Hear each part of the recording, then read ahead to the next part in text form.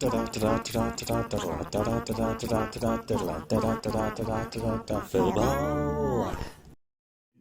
Hello, 'tis me, Andy Peters. Welcome to Philball Weekly. A lot to get through this week. We're going to start with the classified Philball results. Classified Philball results. Champions League. Leeds United 0. Bohemians 0. Saint Etienne 0. MK Dons 2. Europa League. FC Köln 2. Dortmund 1. Real Sociedad 0. Lazio 0. So, some surprising results in there, some not so surprising. We're getting into a bit more detail now as we go through the Champions League. So the Champions League kicked off with Leeds versus Bohemians, big game, two top of the table clash. Last season's champions against this season's champions elect, it seemed, before this round. Now, all in the air. Bohemians failed to win yet again, that's 2 in a row now, and Leeds didn't lose any ground on them, which will be a concern to Bohemians. Things that will be less of a concern is that midfield. The Beak looked incredible. What a signing he's turned into. His link-up play with Hazard was second to none. His ability to run around the midfield quite a lot, also second to none. He was very impressive. Him and Cruz seemed to just gobble up every chance, and we're a large part of why Bruno Fernandes had probably his only not amazing game in the last few weeks. As far as Leeds are concerned, that back line, despite the fullbacks being isolated constantly, those two centre-backs, Van Dijk and Koulibaly, finally looked like the partnership that we all expected them to be. They were just, everything that came in, they dealt with comfortably. The only time that they didn't look comfortable was when Koulibaly was in possession, and he was less than comfortable on the ball. Going forward, though, we'll be concerned. Salah on the right-hand side, is he really the solution to a number of their problems? I don't know. I don't think so. Aubameyang looked better, and Lacazette coming off the bench instead of Cavani, that looked like it was a mistake. Going forward for Bohemians, Hazard just really lacks incision, and that will be another concern for them, but not too much of a concern, one would hope, in the next game, but which we'll get to in a few moments. Saint Etienne versus MK Dons was the other game in the Champions League. Saint Etienne, Son seems to have fallen way behind. He's less the player that he was. Royce, again, new signing, big money signing, didn't really perform to the way that you'd hope. Somebody who did perform and exceeded expectations was Alaba, who was fantastic at the base of the diamond midfield, really picking out passes, charging forward, getting into positions, dominating midfield, covering the back line. He was all over the place. He was fantastic. As far as MK Dons are concerned, that midfield trio of Kimmich, Milinkovic-Savic and Busquets was fantastic as well. Busquets were really, really strong and will concern pretty much anybody in that division. Another player who will concern opposition managers is Mane, who seemed to be more incisive than Salah had been, particularly this season. Getting into positions, getting into strong positions and creating chances. Messi as well on the wing was fantastic. He was, particularly in the first half, was very impressive. And then, of course, the new signing Benzema coming off the bench in the last minute and scoring the goal that sealed things up would be something that will please the NK Dons manager. The story of the match really was the last 2 minutes of each half. In the first half, Kimmich scored after a brilliant Hakami through ball, and in the second half, Benzema just hammered the ball into the goal in the 90th minute. Both last kicks of each half really sealed the win that was deserved but ultimately surprising. We'll have a quick look at the Champions League table.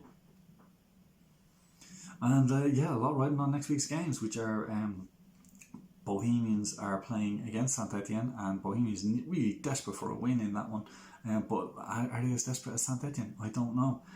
Leeds are going to be playing against MK Dons, of course, and again, huge amount riding on that game. Particularly if that Saint Etienne game goes the way of the French side, we could be looking at that MK Dons Leeds game deciding who's going into the final round against the top of the table. So that's that. A lot to look forward to there. But for now, we're going to discuss the Europa League. So the Europa League kicked off with Cologne versus Dortmund, probably the best game in the history of football. Well, certainly the most recent. Kingsley Coman for Dortmund was fantastic yet again. He just seems to be all over the pitch. Sancho scored the first goal, a great opener, classic Philball goal. Really found himself somehow in space 5 yards outside the box, and just curled it into the top left hand corner. Jadon Sancho, wonderful goal. For Cologne, that first half was a nightmare. Matuidi and Kante just weren't able to keep hold of the ball. Modric was struggling with that Dortmund midfield. Pogba was dominating. Everything seemed to be falling apart around them. So at half time, manager pulls off Matuidi, puts on Ndidi, and my God, the difference. Ndidi and Kante and Modric really looked like an incredible trio of players, and Modric particularly was just driving forward a lot more, and they took hold of the game. Lukaku, who recently came in for Harry Kane, really looks the part. He was not just the goal that he scored late on to win the game, but actually his build-up play, his link-up play, and his ability to carry the ball out wide and maintain possession. He was one of the main reasons that Ronaldo really started to establish himself and get back into start dominating the game as they should. Ronaldo whipped in the ball, Modric scored. Classic Cologne move that and won that, equalised, and then they went on to win the game. And once they took the lead, Dortmund just collapsed around themselves. They have concerns over that front. Their strikers don't seem, no matter who they are, they don't seem to get into the positions that they need to be in. But Coman, as I said, is fantastic, and I mean, I don't even know what position he's meant to be in. He is normally a right winger, but he's all over the pitch, and what a sign he's turned into. The other game in that group was Real Sociedad against Lazio. Real Sociedad, another point for them. They haven't lost touch. They could still make the playoffs. Ziyech and Depay's failure to really get the ball in to the box consistently enough. Well, I mean, even if they got the ball into the box, Suarez and Diego Costa weren't getting into the box as they should be. For Lazio, I'd have concerns over that midfield. Mahrez and Bernardo Silva weren't really able to establish themselves in the way that they had been recently. But more concern for them is that Silva de Jong partnership. I don't know if that's strong enough in Philball. They were absolutely dominated in the first half, particularly by that Real Sociedad midfield. For Sociedad, Diego Suarez is it's an incredible partnership. I'm not sure they're not creating enough chances for them. Do they need somebody behind them more to create chances for them? I don't know.